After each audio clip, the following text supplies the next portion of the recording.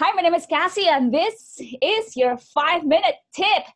And I am the marketing chair of CIPA, and today I am with Ann Cunningham, owner of Sensational Books. And I love the title of your company because it makes me want to do this with my hands, or like jazz hands or something. I love it. I think it's great. And you're here with us because you want to talk to us about some pros and cons of a really small niche market. So tell me, what is this niche market you want to talk to us about? Okay, well, my niche market happens to be people who want access to information through tactile pictures. So they want to be able to touch the pictures. That's a really small niche market. It's primarily directed towards people who are blind or visually impaired. Okay. And so I teach at the Colorado Center for the Blind, but I just saw this huge need for pictures that were accessible, because there's all sorts of information that's, that we get day in and day out through images that just isn't available to that clientele. Okay. So, the good thing is that it's really fun to develop this whole thing. But the hard thing is that it is such a small market that I've had to, I'd say the most important thing has been my passion for this whole idea of making things tactually accessible. Okay. And I just can't give it up, which is really great because there are times that, where I think any business, you get into a point where you're wondering, why am I doing this? And, it's really good if you have a passion for it. And so, developing this small niche market it has been a real struggle. Number one, because people didn't really see that much of a need for it when I began it.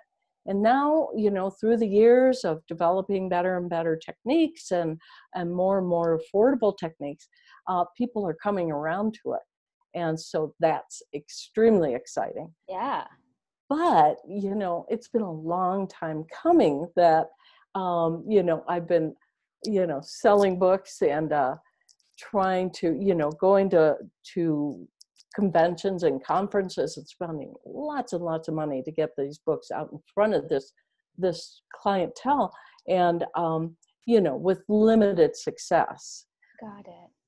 What's interesting, though, is because I am devoting so much energy to this small market, I've become quite a recognized expert in this field. Okay. And so now things are really starting to roll. It's been a long time coming, but things are really starting to roll. And I'm being, engaged with research projects and teaching opportunities, as well as book sales and special tool sales.